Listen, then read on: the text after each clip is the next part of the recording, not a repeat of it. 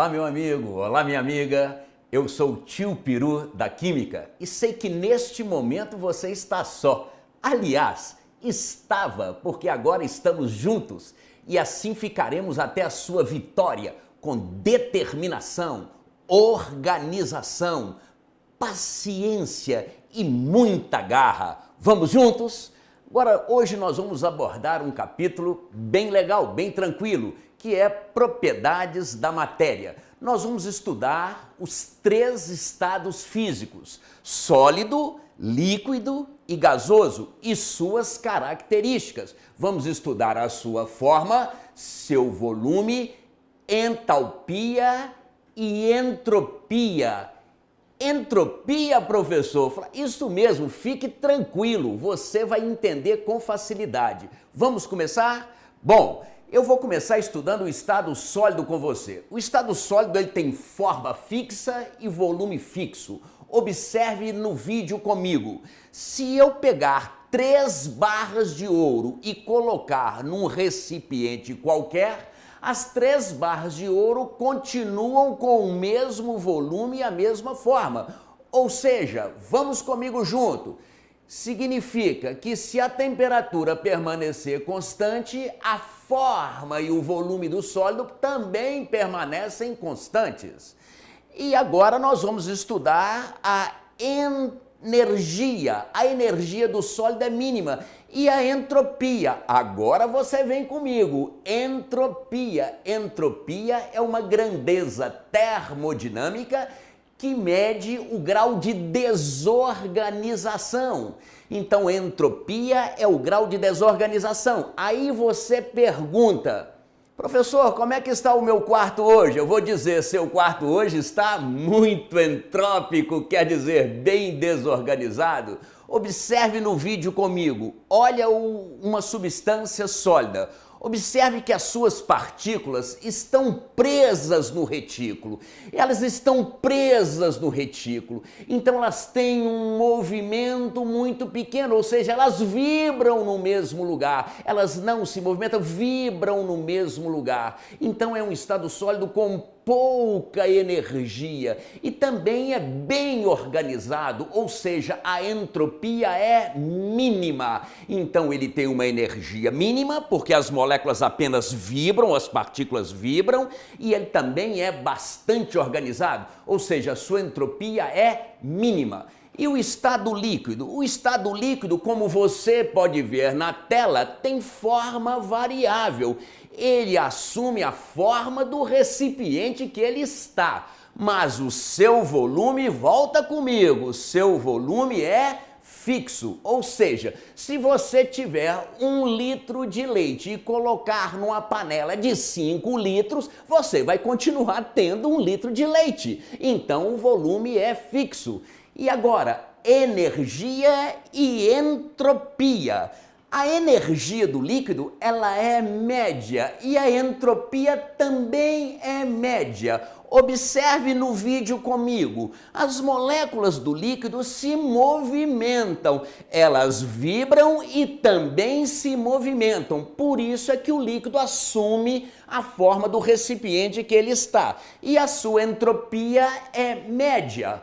Voltando, agora nós vamos ver o estado gasoso. O estado gasoso, este sim, é muito diferente. Ele tem uma forma extremamente variável e um volume também totalmente variável. As suas partículas, elas ficam completamente no volume do recipiente, assumem o volume do recipiente. Observe, quando você descasca uma mexerica num recipiente fechado, todas as pessoas sentem o odor da mexerica, não é verdade? Então, nós vamos falar que ele tem uma energia máxima e uma entropia também máxima. Ele é completamente desorganizado. Por exemplo, quando eu pergunto para você como é que está o seu namoro, você me diz: meu namoro está sólido, isto é, está organizado, ele está todo firme, as ligações são fortes. Mas se você me diz que seu namoro está gasoso, eu vou pensar, sublimou, virou um gás, as ligações são fracas, está completamente desorganizado.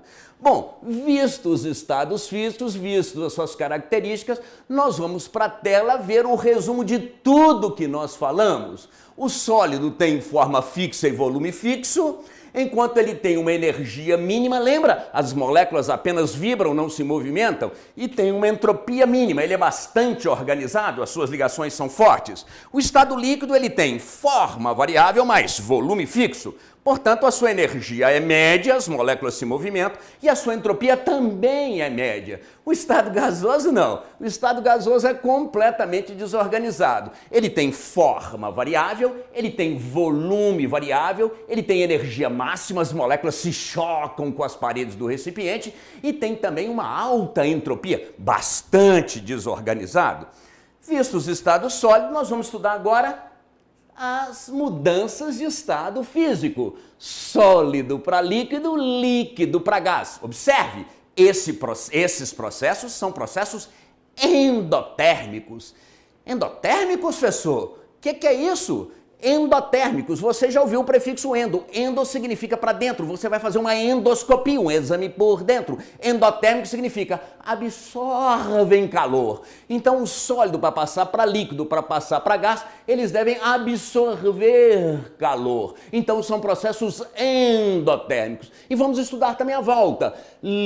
Gás para líquido, líquido para sólido, que são processos exotérmicos. Exo, o prefixo exo significa para fora. Então exotérmico significa liberam energia. Sólido, líquido para gás, absorve. Gás para líquido para sólido, liberam energia. A primeira mudança de estado físico, fusão. Fusão ou derretimento é a passagem sólido-líquido. Você fala, o gelo derreteu, o sorvete derreteu, fundiu. Então a gente fala assim porque significa a passagem sólido-líquido. Fusão. E agora vamos para a vaporização. Presta atenção comigo agora, porque agora é importante. A vaporização pode ser dividida em 3 partes. Evaporação, ebulição e calefação. Você vai entender com facilidade. Vamos começar com evaporação. Por exemplo, eu trago como exemplo um copo com um líquido volátil. Volátil, meu professor? Que é isso? Volátil significa que evapora. Volátil evapora. Ele pode ser muito volátil, evapora muito. Ou pode ser pouco volátil, evapora pouco. Eu vou trazer um líquido volátil, vou colocá-lo sobre a mesa. As suas moléculas superficiais vão passando para o estado gasoso. As moléculas superficiais vão passando para o estado gasoso. Observe, quando elas passam para o estado gasoso, elas fazem uma pressão na camada do ar. Fazem uma pressão. Isso eu vou chamar de pressão de vapor. Então as moléculas evaporando forçam a camada do ar. Isso eu chamo de pressão de vapor, que contrapõe a pressão atmosférica. Então eu vou chamar de evaporação toda vez em que a pressão de vapor for menor do que a pressão atmosférica. A pressão de vapor for menor do que a pressão atmosférica. Eu falo então que o líquido evapora. E a evaporação é um fenômeno que ocorre só na superfície do líquido, exclusivamente na superfície do líquido. Você vai entender, observe comigo na tela, quando você coloca roupas no varal para secar. Essas roupas simplesmente secam porque a água evapora. Isto é evaporação. Volta comigo agora. Então nós vamos agora estudar ebulição. Ebulição é um fenômeno violento, também a passagem líquido-gás. Eu vou pegar aquele mesmo copo com o líquido volátil e vou colocar na chama. Quando eu coloco na chama, o calor vai agitar mais as moléculas. As moléculas ficam mais agitadas e vão passando para o estado de vapor mais rapidamente. Então vou ter mais moléculas, vai aumentando a pressão de vapor. Quando a pressão de vapor se igualar à pressão atmosférica, quando elas se igualarem, nós vamos ter a ebulição. Aí eu vou atingir a temperatura de ebulição. O líquido entra em ebulição, vai. É um fenômeno violento, onde é que todas as moléculas entram em ebulição. Diferente de evaporação. Só a superfície evapora, só as moléculas da superfície evaporam. Mas na ebulição, todo o líquido entra em ebulição. Aí eu atinjo a temperatura de ebulição. Então a pressão de vapor se iguala à pressão atmosférica. Observe agora um fato interessante. Observe só. Olha que legal. Como a pressão de vapor tem que se igualar à pressão atmosférica, quanto mais você subir, quanto mais você estiver numa cidade mais alta, menor vai ser a temperatura de ebulição. Entenda que raciocínio legal. Ao nível do mar, a temperatura de ebulição é 100 graus. Você vai subindo, a temperatura de ebulição vai diminuindo. 96, 95, 94. Por quê? Porque quando você vai subindo, diminui a pressão atmosférica. Se diminui a pressão atmosférica, pode diminuir também a pressão de vapor, porque elas são iguais. Então vai diminuindo. Se diminui a pressão atmosférica, diminui a pressão de vapor, eu preciso de dar menos calor para a substância entrar em ebulição. Então a temperatura de ebulição cai, diminui. Então quanto mais alta a cidade, menor é a temperatura de ebulição. O terceiro fato, que é calefação. Observe comigo na tela. Calefação é quando a pressão de vapor é maior do que a pressão atmosférica. Pressão de vapor é maior. Então a água sai com violência. Então a pressão de vapor é maior do que a pressão atmosférica. Conta para mim um segredo, meu aluno, minha aluna. Você já fez calefação sem saber o que estava fazendo. Vamos ver se isso é verdade? Você está fritando um ovo e a frigideira está muito quente. A sua mãe não está em casa. Você pensa, vou brincar. Abre a torneira da pia e coloca a frigideira super quente debaixo d'água. Aí as moléculas de água caem, expandem, espalha água, gordura para todos os lados. Dizemos assim que é uma calefação. Forma-se bolinhas de água, formam-se círculos de água. Então nós dizemos que isto é calefação. Recordando para ficar bem claro, para você ficar forte e firme para a nossa vitória. Vou tirar o óculos, porque assim eu acho que eu fico mais bonito. Sensacional? Muito bem. Ficando firme, para a gente entender bem.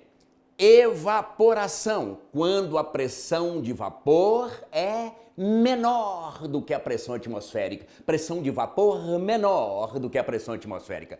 Ebulição, quando a pressão de vapor é igual à pressão atmosférica. Quando elas se igualam, nós temos a ebulição, fenômeno violento. E calefação, quando a pressão de vapor for maior do que a pressão atmosférica. Pressão de vapor é maior do que a pressão atmosférica. Esses são os processos endotérmicos. Veremos agora os processos exotérmicos, processos que liberam calor. Comigo no vídeo, nós vamos estudar agora a liquefação, também chamada condensação. Presta atenção na diferença. Liquefação é a passagem gás líquido quando a substância for naturalmente gasosa. Por exemplo, nitrogênio, oxigênio, quando eles passam para o estado líquido, a gente fala que eles sofreram uma liquefação. Esta liquefação ocorre com o aumento da pressão. Então, a liquefação, substâncias gasosas à temperatura ambiente, comigo no vídeo, é o estado gasoso passando para o estado líquido com aumento da pressão. Voltando comigo, onde isso ocorre? Em coisas que você vê no dia a dia, no botijão de gás da sua casa. Por exemplo, como é que chama o botijão? GLP, gás liquefeito do petróleo. O botijão de gás da cozinha. E também o nitrogênio. O nitrogênio, quando você liquefaz o nitrogênio, a gente fala que ele passou do estado gasoso para o estado líquido com aumento de pressão. Na tela nós podemos ver o botijão de gás e podemos ver também o nitrogênio líquido. Voltando comigo, agora nós vamos para a condensação. Condensação também é a passagem gás líquido, então é a mesma passagem, só que muda. Liquefação é quando a substância é gasosa à temperatura ambiente. E condensação quando a substância é líquida, ela já é líquida a temperatura ambiente. Por exemplo, a água, ela condensa. Isso acontece, por exemplo, você pegou uma lata de refrigerante bem geladinha, colocou em cima da mesa. O que acontece? O vapor de água que está na atmosfera encontra esse ambiente mais frio e a água condensa, vira pequenas gotículas de água. Isso também acontece quando você está numa cidade onde está fazendo muito frio, um frio danado. Você fala, o que acontece? O vapor de água que sai da sua boca encontra um ambiente frio, então condensa, dá aquela névoa, aquela coisa bonitinha que a gente gosta de brincar sempre no inverno. Então nós temos na tela condensação, quando a substância ela é líquida a temperatura ambiente, como a água. Normalmente ela passa do estado gasoso para o estado líquido com uma diminuição de temperatura. Ficando firme comigo, para ficar forte esse raciocínio. Agora, eu falo assim, liquefação, a substância é gasosa a temperatura ambiente. Eu aumento a pressão, ela passa para o estado líquido, então ela liquefaz. E quando a substância é líquida a temperatura ambiente, por exemplo, a água, no estado de vapor, ela liquefaz? Não, ela condensa, porque ela já é líquida a temperatura ambiente. Todas essas duas mudanças são gás líquido, processos exotérmicos. E vamos agora estudar solidificação. Solidificação é tranquilo, é a passagem líquido-sólido. Quando você coloca, por exemplo, água no congelador para virar gelo, então ela solidifica, ela congela. Isto é solidificação. E a passagem direta sólido-gás, que é a sublimação. Passando de sólido para gás ou de gás para sólido, eu chamo de sublimação. Essa sublimação, observe, ele passa direto do estado sólido para o estado gasoso.